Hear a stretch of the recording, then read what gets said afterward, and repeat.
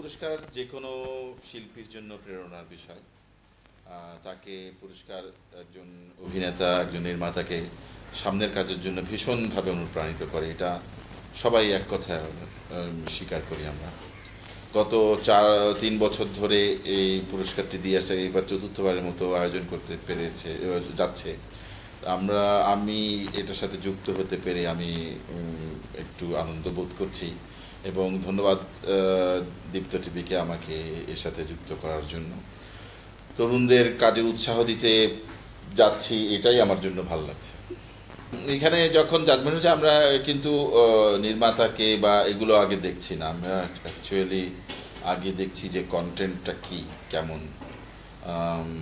এই ধরনের অবস্থায় যদি আগে জেনে নিয়ে বসি তাহলে তো একটা প্রিজুডিসড অবস্থাই হবে। সেই জায়গাটা আমরা রাখতে চাই না এবং কন্টেন্টের মেরিট অনুযায়ী আমাদের জাজমেন্টটা আমরা করেছি। যে কোনো জাজমেন্টই সাবজেক্টিভ, মানে আপেক্ষিক।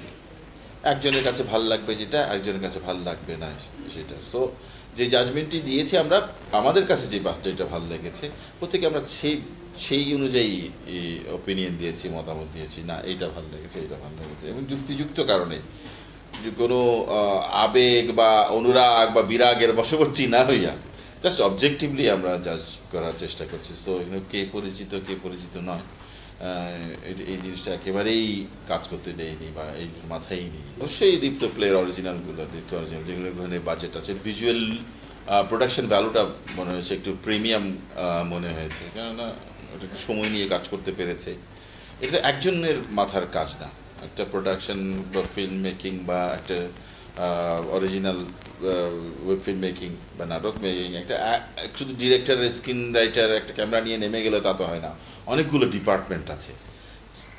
অনলি এই প্রিমিয়াম কন্টেন্টগুলোই এই সব ডিপার্টমেন্ট অ্যাফোর্ড করতে পারে। আমাদের নাটকের ক্ষেত্রে নাটকের ডিরেক্টররা সব ডিপার্টমেন্ট নিয়ে কাজ করতে পারে না, যে কস্টিউম ডিপার্টমেন্ট থাকবে, তার প্রোডাকশন ডিজাইন থাকবে বা আর্ট ডিপার্টমেন্ট থাকবে, সেগুলো তো ওই বাজেট স্বল্পতার কারণে পারে না। কিন্তু প্রিমিয়ামগুলো যেহেতু সেটা পারে, তো প্রিমিয়াম কন্টেন্টগুলো দেখতেই ভালো লেগেছে। এবং গল্পের জায়গা থেকেও একটু আমরা দেখা গেছে যে যারা একটু এক্সপিরিয়েন্স, বিভিন্ন ভালো গল্প বলছেন, নির্মাণ করছেন, তাদেরকেই প্রিমিয়াম কন্টেন্টগুলো সুযোগ দিচ্ছে। ন্যাচারালি ওগুলাই ভালো লেগেছে। আমার নাটক নির্মাতাদের ক্ষেত্রে আমার যেটা একটু আমার কাছে যেটা একটু ঘাটতি মনে হয়েছে, যে আমরা কমপ্লিট কোনো স্টোরি পাচ্ছি না। আমি যতগুলোই দেখেছি কমপ্লিট, মানে অনেকগুলো স্টোরিতে মানে কমপ্লিটনেস নাই, একটা বিগিনিং, একটা মিডল, একটা এন্ড। শুরু করলাম একটা বিষয়বস্তু নিয়ে, মাঝখানে অন্য বিষয়বস্তু চলে আসলো, শেষ করলাম অন্যখানে গিয়ে। সো আমি না পাচ্ছি গল্প, না পাচ্ছি কোনো চরিত্র। এই জায়গাটাতেই আমাদের একটু চিত্রনাট্য পর্যায়ে আমাদের আরও সাবধান হতে হবে, আরও দক্ষ হতে হবে, আরও প্রশিক্ষিত হতে হবে, অভিজ্ঞতা নিতে হবে যে অ্যাকচুয়ালি চিত্রনাট্যের স্ট্রাকচার কেমন হওয়া উচিত। চিত্রনাট্যের দিকে একটু জোর দিতে হবে, যেহেতু প্রোডাকশন বাজেটটা কম থাকে। অ্যাটলিস্ট আমাদের যে মাথায় যেটা আমরা ফ্রিলি করতে পারি, যেটার জন্য বাজেট দরকার পড়ে না, সেই ভাবনার জায়গাটা, টেবিল ওয়ার্কটাতে আমরা চিত্রনাট্যটাকে একটু মনোযোগী হই। ওই জায়গাটাতে আমাদের আর একটু স্ট্রংলি, স্ট্রাকচারালি এবং ভালোভাবে গল্প দিতে হবে। হ্যাঁ, জনপ্রিয় ধারাবাহিক নিয়ে জাজ করার কিছু নেই, ধারাবাহিক ইজ অনলি ফর দর্শক। এইটা আমরা ক্রিটিকদের জাজ করার আমি কোনো জায়গায় দেখি না। আমার পার্সোনাল ওপিনিয়ন, এটা ধারাবাহিক is a rating matter, rating play. আপনি যত রেটিং বেশি আসে, যেভাবেই হাতুড়ি পিটায় হোক, ঢেঁই ঢ্যাসেন ঢুসে করে রেটিং গেমই ওইটা হয়ে দাঁড়ায়।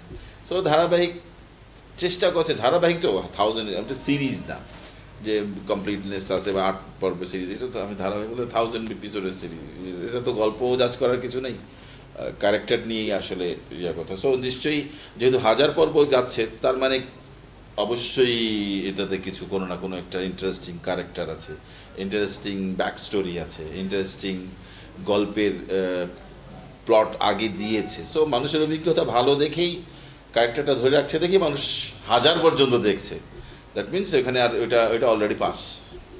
আমি আমি জানি না, আমরা যেখানে জাজ করেছি তো আমরা কন্টেন্ট মেরিট জাজ করেছি। আমি অনেককে চিনি না, যারা তরুণ কিনা বয়স্ক আমি জানি না, আমার এটা আইডিয়া নাই।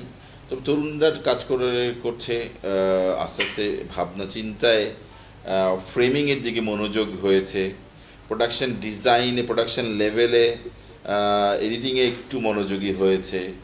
ভিজুয়ালি তারা একটা জায়গায় একটু ডিফারেন্ট করতে চাইছে, একটু সারা ওয়ার্ল্ড মিডিয়ার ওয়ার্ল্ড কন্টেন্টের চোখ রাখছে, তারা বোঝাই যায় যে একটু একটু একটু একটু মাঝে মধ্যে টুকটাক কিছু জিনিস তারা এখানেও অ্যাপ্লাই করছে। এটা আমি প্রোডাকশন লেভেলে দেখতে পাচ্ছি বিভিন্ন ইয়াতে। কিন্তু এই স্ক্রিন প্লে দুর্বলতাটা ভোগাচ্ছে। আমি কমপ্লিট একটা স্ক্রিন প্লে নিয়ে প্রথমেই স্ক্রিন প্লে নাটক যারা যেগুলো অরিজিনাল সেখানেই অভিনেতারা তাদের কাজ করার সুযোগ পাচ্ছে, কিন্তু সময় দেওয়া হচ্ছে। বাকিদের ক্ষেত্রেও একটা নির্দিষ্ট অধিকাংশ ক্ষেত্রেই সেই আর্টিস্টকেই দেখা যায়, চরিত্র দেখা যায় কম।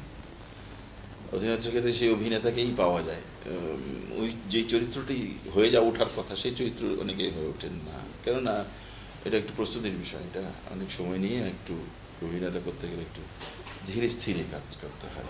দৌড়াদৌড়ি করলে চরিত্র দরকার ধরবে না, যে কোনো অভিনেতা পাবে না।